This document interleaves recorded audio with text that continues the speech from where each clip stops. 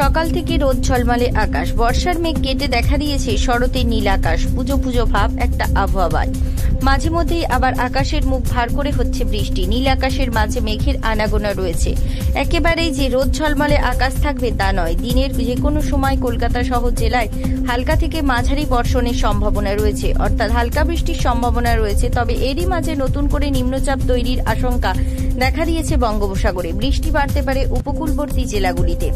সকাল থেকেই শহরের আকাশে মেঘের আনাগোনা। আলিপুর আবহাওয়া দপ্তর জানিয়েছে, দক্ষিণবঙ্গের জেলাগুলিতে হালকা থেকে মাঝারি বৃষ্টির সম্ভাবনা রয়েছে। নিম্নচাপ তৈরি হলেও বৃষ্টি বাড়ার সম্ভাবনা রয়েছে। উত্তরবঙ্গের জেলাগুলিতে ভারী বৃষ্টির পূর্বাভাস দেওয়া হয়েছে। আলিপুর আবহাওয়া দপ্তর জানিয়েছে, আবহাওয়া পরিবর্তন হতে শুরু করবে।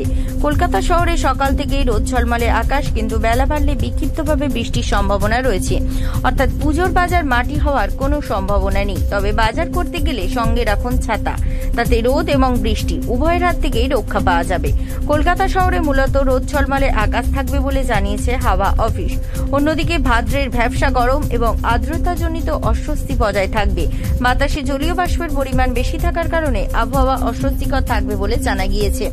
তবে পশ্চিমের রাজ্যগুলিতে চলছে প্রবল বর্ষণ। তেলেঙ্গানা এবং অন্ধ্রপ্রদেশে প্রবল বর্ষণে ভেসে গিয়েছে বিস্তীর্ণ এলাকা। প্রায় 200 জনের মৃত্যু হয়েছে অন্ধ্রপ্রদেশে। ভয়াবহ পরিস্থিতি তৈরি হয়েছে অন্ধ্র এবং তেলেঙ্গানায়। সেপ্টেম্বরে স্বাভাবিকের চেয়ে বেশি বৃষ্টিপাতের পূর্বাভাস দিয়েছে আইএমডি। তবে সেটা পশ্চিমের ভারতের রাজ্যগুলিতে হবে বলে জানানো হয়েছে। গুজরাটের উপকূলে ইতিমধ্যেই নিম্নচাপের প্রকৃতি দেখা দিয়েছে। তার জেরে সেপ্টেম্বর মাসে গুজরাটে ভারী থেকে অতি ভারী বর্ষণের সম্ভাবনা রয়েছে বলে জানিয়েছে হাওয়া অফিস। ব্যুরো রিপোর্ট, জেলার বার্তা।